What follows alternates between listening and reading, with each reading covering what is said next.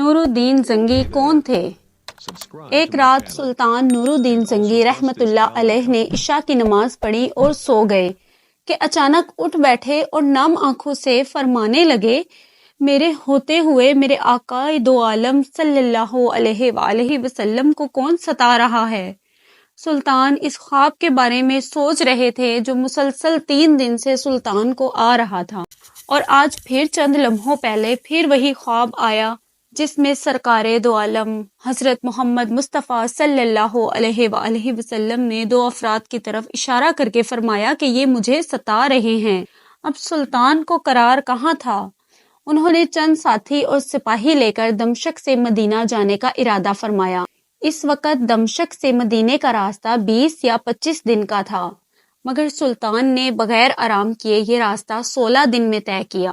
مدینہ پہنچ کر آپ نے مدینہ آنے اور جانے کے تمام راستے بند کروا دیے اور تمام خاص و عام کو اپنے ساتھ کھانے پہ بلایا۔ اب لوگ آ رہے تھے اور جا رہے تھے، آپ ہر چہرہ دیکھتے مگر آپ کو وہ 2 چہرے نظر نہ آئے۔ اب سلطان کو فکر لاحق ہوئی اور آپ نے مدینے کے حاکم سے فرمایا کہ کیا کوئی ایسا ہے جو اس دعوت میں شریک نہیں؟ جواب ملا کہ مدینے میں رہنے والوں میں سے تو کوئی نہیں، مگر 2 مغربی زائر ہیں جو روضہ رسول کے قریب ایک مکان میں رہتے ہیں، تمام دن عبادت کرتے ہیں اور شام کو جنت البقیع میں لوگوں کو پانی پلایا کرتے ہیں، جو عرصہ دراز سے مدینے میں مقیم ہیں۔ سلطان نے ان سے ملنے کی خواہش ظاہر کی۔ دونوں زائرین اپنے آپ بہت عبادت گزار ظاہر کرتے تھے۔ ان کے گھر میں تھا ہی کیا، ایک چٹائی اور 2-4 ضرورت کی اشیاء کہ یکدم سلطان کو چٹائی کے نیچے کا فرش لرزتا ہوا محسوس ہوا۔ آپ نے چٹائی ہٹا کے دیکھا تو وہاں ایک سرنگ تھی۔ سلطان نے اپنے ایک سپاہی کو سرنگ میں اترنے کا حکم دیا۔ وہ سرنگ میں داخل ہوئے اور واپس آ کر سلطان کو بتایا کہ یہ سرنگ تو نبی پاک صلی اللہ علیہ وآلہ وسلم کی قبر مبارک کی طرف جاتی ہے۔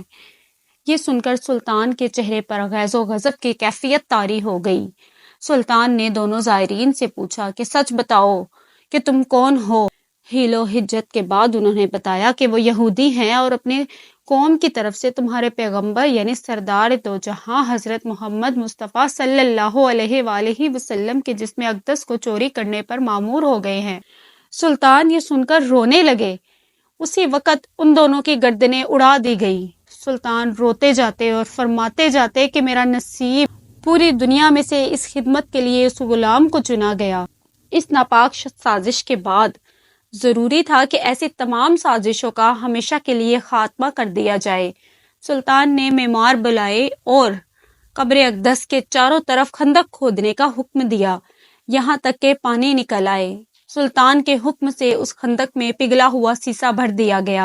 بعض کے نزدیک سلطان کو سرنگ میں داخل ہو کر قبر انور پر حاضر ہو کر قدمین شریفین کو چومنے کی سعادت بھی نصیب ہوئی۔